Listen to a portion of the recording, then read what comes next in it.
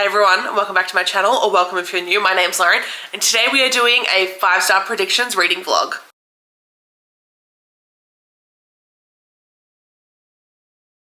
We are reading 4 romance books that I predicted being 5 stars. Now, I started this video back in 2024 and then never finished. And the books that I'm covering are, one of them I unfortunately sold, so I do not have the book on me. So the one that I sold is Off to the Races by Elsie. Then we have Part of Your World by Jimenez, Chase Our Forever by Singleton, and then Funny Story by Henry. 3 of the 4 books come from Audible authors for me. That's why they're 5 stars predictions. And then Part of Your World is just, everyone has raved about this and I was like, surely this has to be a 5-star. We will see. I will be sharing like my honest thoughts and impressions, spoiler free. So get comfy, get a nice warm beverage and a little snack, and let's get into the reading vlog. Stopping at my usual 100-page mark. I am obsessed. I get why people love this book. It is funny, it is endearing, it is emotional. It's so much deeper than I ever thought it was going to be. I didn't expect, why is someone's mowing now? Whatever. So much deeper than I ever expected it to be. Daniel, hilarious, so funny, so many funny moments. I'm so like hooked. Move this way because my neighbor is mowing.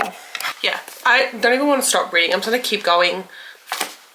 I don't have a lot to say, but like it's just I know it's gonna be like a really funny, cute, but emotional read all at the same time. So I'm just gonna keep reading, having a good time. This needs to charge, so while I'm reading, I'm gonna put this on charge. I get the hype. I get the hype. I really get the hype. Okay, we are here to talk about one of the books that again, upside down. One of the books that I truly was not sure how I would feel about. I anticipated that it would be a 5-star once I saw the people review it. People that I trust review it. Is it a 5-star? I think arguably it's a 5-star, but if I'm gonna be super fussy, I would say it's like a 4.75. It has great bones. I loved it. Like I really didn't do a lot of updates because I was like so enthralled with reading this. I just obsessed with reading about these two. I thought that they were like the match made in heaven that I never knew I needed. I'm definitely very keen to get into the rest of her books. I want to try and read the next 2 books before the end of the year. Will that happen? I don't know. I want to try though. Like I really want to try. I don't know. We will see. I'm like very overwhelmed. Their connection was so instant and apparent to everyone but them.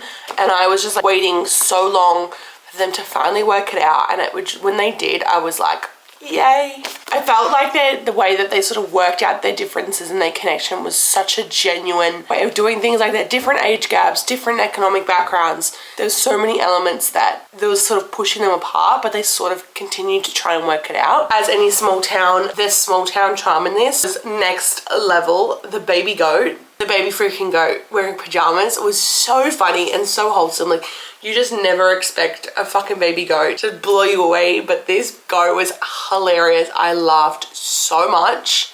I think the thing that sort of stood out to me most in this book is Alexis's journey, the way she was able to overcome all the toxic things in her life, push back on the things that she didn't want, and all the things that consistently put her down. I think that is the major winner in this book. You got like Daniel's struggles and his story that added so much extra depth, but I think the highlight was Alexis's story. The only thing that brought it down that 2.5 stars is the third act breakup. As always, it's that third act breakup that lets it down for me. I think there was a better way of handling it. When they did work it out, that was a massive win for me. I loved it so much. But I think ultimately, third act breakup, let down, but still a great read that I will probably revisit and love time and time again. But yeah, I rambled for a bit for that one. Okay, because I'm feeling sick, I'm gonna go lie in bed, but I'm going to start Off to the Races. This is Elsie Silver's first book. I'm very excited. Workplace romance, I believe. I don't know, we're gonna find out. I don't know what I was gonna say though. I'm very intrigued to see if this is like just as good as like what she has going on at the moment, but I can anticipate that it'll be very good. So stay tuned and we'll update at 25%. I'm very excited. I'm very excited for the next book because I heard that the next book has like the Elsie versus like best kept secrets, so I'm very excited. But 5-star prediction for sure. Let's get into it. Okay, I'm gonna stop now. I'm like 25% of the way through this. I really like don't feel great, but it's fine. So the writing still a slay. She's definitely was good back then. There's definitely some cringy things like she says and does in this. It's very reminiscent of like early writing vibes, but I am not mad about it.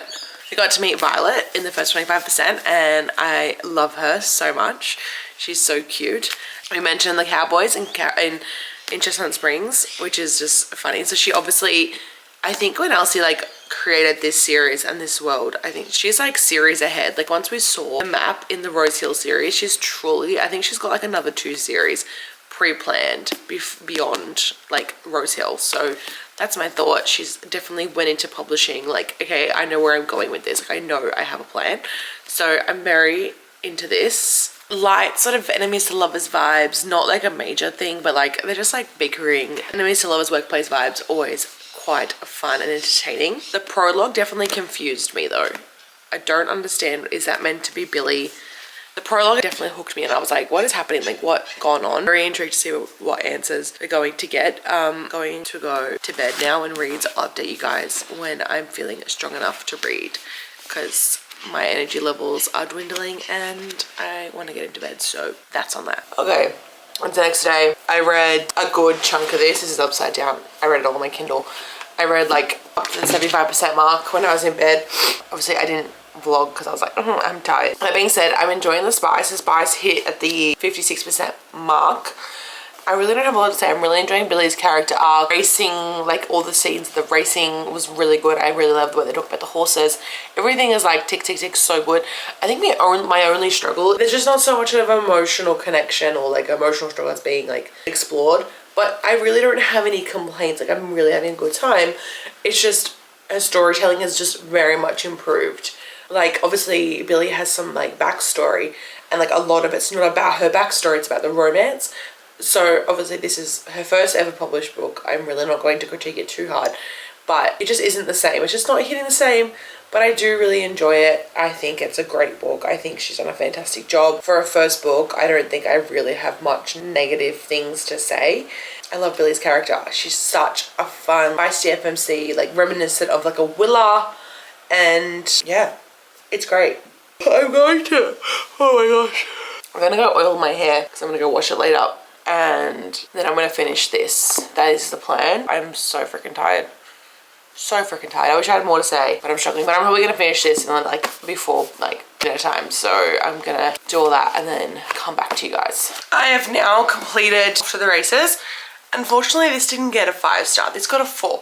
I did really enjoy it. I really thought it would be a 5-star read.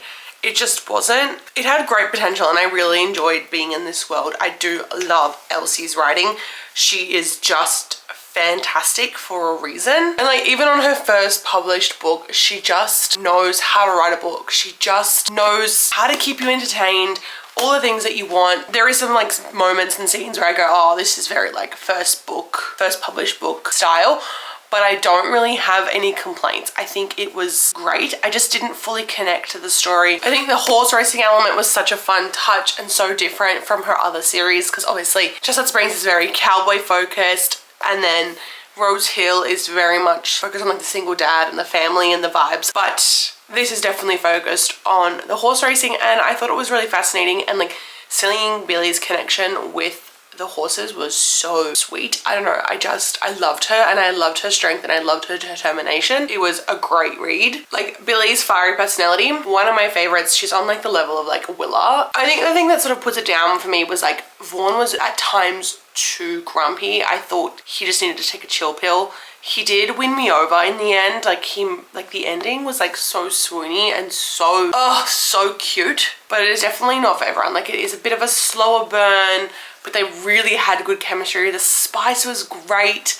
I devoured this in like basically a day. This is such a good starting point. So I really don't have a lot of complaints. I just didn't fully connect with the main characters. I didn't fully connect with their chemistry. All right, I've started my next book in my 5-star prediction series, and that is Chased Out Forever by Singleton. This is one that I wanted to read at the end of last year and didn't get to it.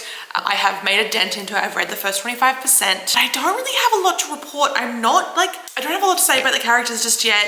Dean seems kind of reserved. Obviously, he's dealing with like the loss of his wife. And then we have Liv. We don't have a lot of her backstory just yet, but I think her backstory is going to be quite interesting when we get to it. But I love a single dad nanny romance. And I just know that this is going to hit for me. Every single book in this series has absolutely delivered. I love Singleton. So I just think that this is going to blow me out of the water. I don't have a strong connection towards them, but I'm looking forward to see how these two connect, as well as like seeing Liv connect with Dean's daughter, who I don't remember her name right now. But once this happens, I think there's going to be an amazing, amazing, amazing story, because we can see that like his daughter's very, very obsessed with her at this moment. Okay, I bought my copy of Chase Out Forever, so I have this now to hold, but I don't have a lot to say. I am 50% of the way through. I have been like reading on my Kindle, but there's just like nothing that I really want to say. I'm just enjoying it. I am enjoying Dean. He's another acts of service man, which is what I've been loving in romance books recently. Acts of service men that just do everything. They're having this gorgeous like slow burn romance, and like every little moment is just so sweet and so wholesome. Definitely like a wholesome read, probably low angst. Like there's not a lot going on, so if you need just like a cruisy easy read, this is the one that I'd be picking up. We've had a really, really cute like shopping scene and a fair scene, and Liv's relationship with his daughter is flourishing, which is always something that I adore, obviously. Always, Kat Singleton knows how to write a book. They're well paced, very, very good. I'm just wanting a little bit more depth from their connection and their relationship. I'm hoping that as we go along that Liv and Dean sort of break down those walls and tell me more about like what's been going on in their lives. I don't think I know enough about them and their stories to really fully be invested in their relationship development, but I am enjoying them. I'm enjoying the family and all the side characters and all the fun little moments. Liv's being like brought into his family like with open arms, cuddled and adored, and it's just everything that she clearly needs. But yeah, it's just not giving me a lot just yet, but it's still good to potentially be a 5-star. I'm curious to see what the back half has, but I'm in the middle of editing this video and I realized I never wrapped up Chase Out Forever. This was the sweetest story ever. I loved Dean, I loved Liv, I loved Clara. They completely blew me away, but I just found this book a little bit unmemorable. It's now been a few weeks since I finished this and I don't really remember anything about it.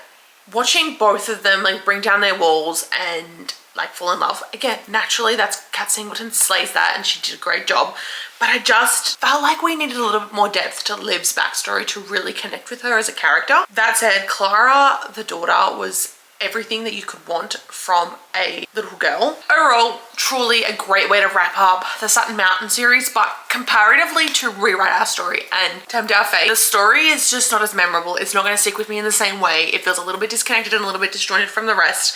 It was really cute, an emotional conclusion, had all the things that I love in a Kat Singleton romance, but I just think it wasn't as good as the rest. But I really enjoyed it, so that's all I have to say on that. Okay. I have started what I think is probably going to be the 5-star of this video. I think. I am up to chapter 8, so I'm 75 pages into Funny Story. This is 110% Emily Henry's best work. This is fan-freaking-tastic. There is a reason why other people love this. It is so funny. So stinking funny. I'm having the best time with it. It is imaginably good. She knows what she's doing. She knows how to write a book, and I love this. I am cackling. I am laughing out loud. This is freaking fantastic. The woman knows how to write a book. She knows how to keep me entertained, and this is no exception. Miles and Daphne's respective partners end up cheating on each other. They've been childhood friends and they cheat on each other on Daphne's ex-fiance's bachelor weekend, and they all run off together. Daphne needs to move out of the house and she moves in with Miles, and then they strike up a deal to kind of fake date for their ex-partners' weddings. They've moved in together because she needs somewhere to live, and she's like, well, I'm gonna move in with Miles because I don't have anywhere else to live and he's got a spare room, so I'm going there. He's so funny. He's so misunderstood. He's like a stoner, but like he is actually quite intelligent. He is just hilarious. And there is a cast of side characters that are adding so much fun to the story, but I am obsessed with this. I think there's going to be a lot more of a deeper story, obviously, with all Emily Henry books. My favorite at the moment is Book Lovers. This could quite easily take Book Lovers out of its top spot. So we will see. I love this. I'm gonna keep reading because I am enthralled, but this is so freaking good.